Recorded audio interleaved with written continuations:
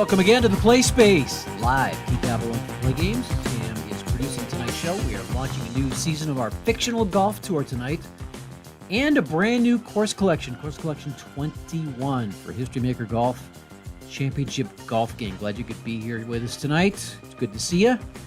Glad to hang out with you for a little while this evening. Pro World Golf. That's the new name of our fictional golf franchise. The Pro World Golf Tour, formerly known as Pro National Golf. Christian Reisman lives in Hamburg, Germany, or I guess it's probably Hamburg is probably the correct pronunciation. Apologies. And Christian has kind of been the brain behind this set for the past few years, and he did another amazing job with this card set. But as the years have gone by, it's taken on more and more of an international flavor to it. Christian has kind of populated the golf cards, the roster with a lot of international stars. Compared to the PGA Tour, which is primarily United States players, there are some, people from international players who participate in some or all of the events. But generally speaking, it's an American tour. The Pro National Golf, however, has, over the years become very, very international, very diverse. And so it just seemed kind of natural that we would change the name of it, just going to rebrand it as Pro World Golf. So it's the Pro World Golf Tour, but it's just really a nice evolution, the next step in our fictional golf world. It's nothing dramatic about the way the name is different, but it's nothing dramatic about the way it's formulated and presented. And once again, Christian's done a fantastic job with this set, especially the golfer bios, which really are probably the hardest part about this. They're more difficult to do than you would think, to write the individual bio lines. Even though it's like a sentence or two for, each golfer, you're still talking about 150, as many as 200 golfers, and coming up with an original, interesting, compelling, slug line for each of them is quite the challenge. And Christian has done another amazing job. So I want to definitely give him the props for that. Let's go ahead and go to the game table and give you just a quick overview. Now, I just posted this document on the website, on the Pro World Golf Tour page. You can download this without purchasing the set. If you just want to kind of read the information about the different golfers, and as you can see, it's quite a long list. This is, it's multiple pages. These are just the main golfers from the set. These are the fringe golfers. And so Christian's rated all of these individually. And, of course, if you're familiar with this franchise, you're going to be instantly familiar with many of the names. Rance Aberley, Evan Aldrich. We have Stu Barton in there, who, if you have played Football America, you know that, this is great. This is actually a few years ago, so when Stu Barton was an aging quarterback in Football America. He played for Portland. He went to New York, and then got to be about 39, 40 years old, and he retired. But like John Brody did for the Pro Football 49ers, transitioning to professional golf in the 80s. So did Stu Barton. So Stu Barton is in here, and it's a nice progression from one season to the next. Let's just look at page one. Of course, we order these cards based on their tournament grades. So the page one is like the top golfers of Pro World Golf, and of course you'll recognize a lot of the familiar names: Dustin Emmerich, Sushing Tian, again another big year. Trent McAdams is quite familiar with Pro National Golf fans. There's Rance Aberley, Logan Campbell, Shinji Konishi. A new guy right here, the top-ranked rookie of the year is Chaplin Blanchet, who is the prospect, semi-dynamic, but has got quite the skill set, and expect him to be on the Pro World Golf Tour for many, many years. Justin Wallace is here. We'll kind of move through this. I don't intend for this to be, an in-depth recap of the whole set, because you can download that document and read on your own. But just kind of looking over the set. There's Alan Zelderloo, who maybe a bit of a dip for him this year. Rob Demmelmeyer, another old favorite. There's Burke Yielding. I think Burke Yielding was the first fictional golfer I created when I created this set, when the golf game was first released back in 2017. Burke Yielding was one of the stars of the of Pro National Golf. Gosh, almost 8 years ago now. Alonzo DeLucci, another well-known name. John Westinghouse. Of course, you know, a lot of these guys, you sort of have developed, if you're following along, sort of a visual of what they look like and what they might sound like if in a TV interview. And I certainly have that for John Westinghouse and Alonzo DeLucci. Just a quick run through here. Sheridan Cook Jr., Nick Yarlow, Roger Bellino, remember him? Some of these guys, many of these guys have kind of been brought into the tour by Christian. Some of them, like Kenny Service, are guys that I created for the game. You know, or introduced to the game. There's Adrian Rogers, Lenny Saxerholt. I always think of John Kirk when I think of Lenny Saxerholt. He's the guy. He and I came up with his skill set. Anyway, so you kind of get an idea. It's quite a large set, as you can see. You'll have a full tour with Pro National Golf, and just running down the list of nationalities, you can see it's very diverse. Canada, USA, Australia, Italy, New Guinea, Portugal, France, India. I mean, Germany, Norway. Really, Christian's done a nice job of mixing it up internationally. So this is going to feel different than the than a PGA set, intentionally. It's a little bit different brand of golf, and I think you'll really enjoy playing this. Now let's see. I guess this is the fifth set: 17, 19, 21, 23, and this is the fifth set. We do this biannually. For History Maker Golf and the Fictional Golf Series, Pro World Golf. So there you go. That is available now. You can download the information sheet and read all about it. Let's take a look at Course Collection 21. This is we kind of pulled this one out of left field. Actually, that's really not true. I've been talking with Gideon Ames about this for, I think we started talking about this at the very first of the year. And it's just hard to believe the whole year has gone by, but it has. And Gideon did just a fantastic job on this set. I almost felt like I was looking at my own work when he was submitting the basically the cards, the ratings for these courses. We talked about whether there even would be a Course Collection 21. When we introduced Course Collection 20. A couple years ago, my thought was, well, we've kind of done all the courses we're going to do. Most of the major courses are already covered. Do we really need a Course Collection 21? And just exchange ideas with Gideon, and we decided, yeah, you know what? Let's do a Course Collection 21. There still are some courses that we could card that would be interesting to play and would be nice additions to people's game tables. So Gideon went to work on it, and we kind of went back and forth over the course of the year. He finished this up. I want to say it's been six weeks, maybe 8 weeks, and just kind of been tweaking it, refining it. And now we're going to reveal the 4 courses that are in Course Collection 21, starting with our version of Castle Pines, which is local. We call it Conifer Chateau Golf Course, Castle Rock, Colorado. That's literally 20 miles from here.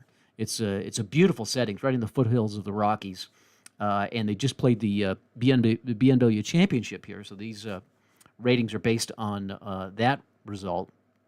And I don't know if you can see this. I almost feel like I should just bring the camera down so you can get a better look at it, rather than me going like this, which I really prefer not to do. Is it fairly visible? Yeah, it's pretty visible. Okay.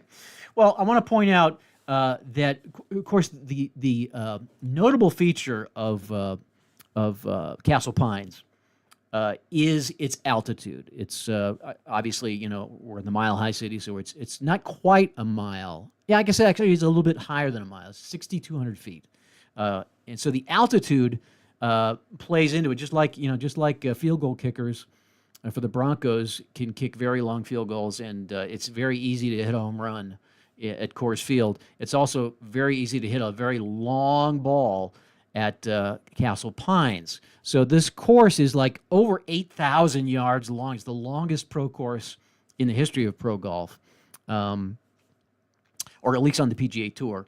But the deal is, it plays like a course that's about 7,000 feet because of the altitude. And Gideon has brilliantly captured that with with these little altitude symbols, which are sprinkled throughout every hole of the course. What it basically means is, when you get one of these altitude symbols, it means that you could get some extra roll on it. So it makes it unpredictable. If you roll the decider bullet, then you go from this result, the result that you rolled, to the one above it. So in this case, if you rolled a 15 on hole 3 and you got the altitude arrow, if you rolled a decider die bullet, it's going to roll past the weeds and into the water. And there are those altitude arrows sprinkled throughout the course. So it makes it unpredictable. It makes it pretty compelling and quite interesting. Much like the actual golf course does. You just really never know. Sometimes you hit it and you think, man, I'm going to come up short, and then, man, it just bounces right onto the green. Other times, you think you've compensated correctly, and it just goes too far. So that's how Gideon really brilliantly captured the altitude effects on this course, and again, it's sprinkled throughout the course. He also borrowed the smart play rating, which I introduced a few course collections ago, with the star symbol. Basically, these are for holes, individual holes that are particularly friendly to golfers. If you can get one of these star results, and it basically gives you pretty much an automatic. You can either take a gimme putt for birdie, in this particular case, a gimme putt for birdie, or opt for a difficult putt for eagle. On the 17th hole, you might want to go for that eagle if you need to make up that stroke. So those are just a couple of features on the Castle Pines course, which we're calling Conifer Chateau Golf Course for Course Collection 21. The second course is the what is known as the Dunes Beach and Golf and Beach Club in Myrtle Beach, South Carolina, and we have christened it the Sunchaser Golf and Beach Club, Myrtle Beach, South Carolina. It plays very much like a beach course does.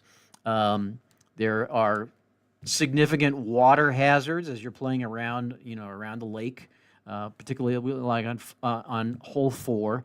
You have a number of these, play safe or go for it options. You choose before the tee whether you want to try to, trim the distance and risk the water, or play it safe. And of course, early in the round, I guess if you've got a couple stroke lead and you're in the third round, maybe you want to play it safe. But it does give you that option in a number of places. Of course, the signature hole of this course is the 13th. It's called Waterloo, and again, you got to decide whether you're going to try to play it safe or try to cut it across the water. It is famously famously challenging. So I think you'll get a kick out of playing the 13th hole at the Sunchaser course. And also, I believe we have the smart play feature here as well on 17, and just all in all a nice beach course. There are a couple of beach wind. If you're playing on a beach course, sometimes depending on how the hole's laid out, the ocean wind will be a factor. It is a factor on the Sunchaser course in a couple of different places, but it's really more of a factor on this next course of the collection, which is based on the Grand Reserve National Golf Course in Rio Grande, Puerto Rico. We're calling it El Yunque, which is the name of the forest that borders it, or it's a rainforest actually. And so the El Yunque National Golf Course based on Grand Reserve, and it is quite the windy course. There are a number of courses, not so much early on, right? You start out, it's pretty early on. Although kudos to Gideon for making this so interesting. Look at the second hole. You've got the short game. He really captures the terrain of this hole by bringing into the short game symbols. We have the smart play options here, and then we start to get into the wind as we get to the fourth hole, and the wind is going to be a factor really throughout the rest of the course. As you can see, the wind symbols here and here, and particularly on 12, and then as you wrap up, you're just not going to be able to avoid it. We've got the wind effect. We've got a number of challenges with the short game. A number of these holes incorporate directly the short game chart, capturing the idea that it's one of the main features of this course. And also we've got the double green on 12. I don't want to miss that, which is a unique feature. Not a lot of courses have that, but you have the extremely big, the double green on 12 that you can. Obviously, you want to try to avoid that if you can, but it makes for an interesting experience. Plus, added to the fact that it's quite windy on 12 as well. So that is Elun National Golf Course in Rio Grande, our third course. And the fourth course in the collection is another international course, based on the Port Royal Golf Course. We're calling it the Pier of Kings Golf Course in Southampton, Bermuda.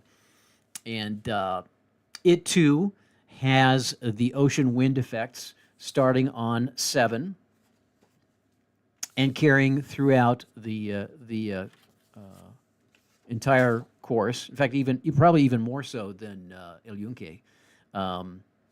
But it is more of the same with options to avoid, to play safe, and sometimes just you have to just experience the wind sending your ball into the trees or into the weeds. This is, by the way, is a beautiful course, and the descriptions that Gideon has come up with for these courses, for these holes, the individual holes really capture the sense of it. So another really awesome job in capturing the feel of an exotic, a tropical sort of golf course. So there's sort of a beach feel to this set.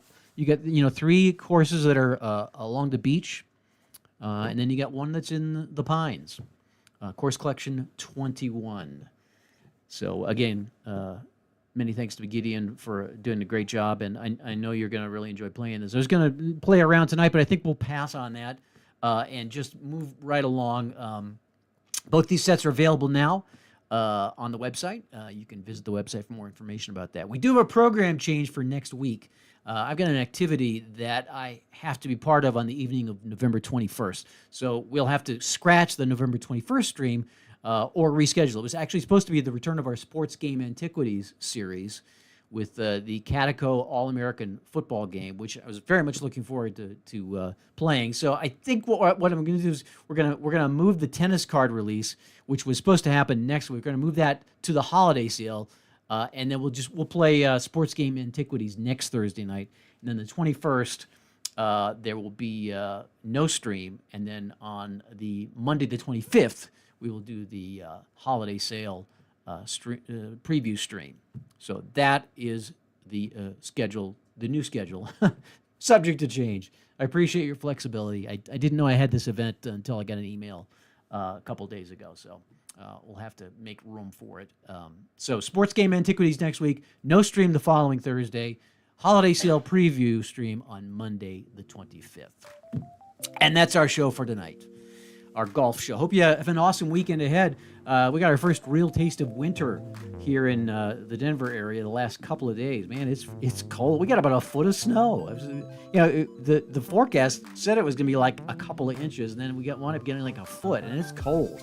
So it doesn't feel like golf right now. It'd be a nice time to get one of those beach courses out and sort of dream of sandy beaches and golden sunshine. But another winter storm's on the way tomorrow too. So, and I got to drive my wife to the airport. So hopefully it will not impact travel plans tomorrow. But that's what it's like here. Hopefully you're experience a little bit better weather where you are, and we appreciate you taking time to spend with us this evening on our golf stream. Good board game weather, I will say that, to sit inside when it's snowing outside. Look forward to seeing you next week, and we'll play some vintage football with Catico right here on the Play Games YouTube channel. Thanks for watching. Thanks for being part of our amazing community of board gamers, and we'll see you next week.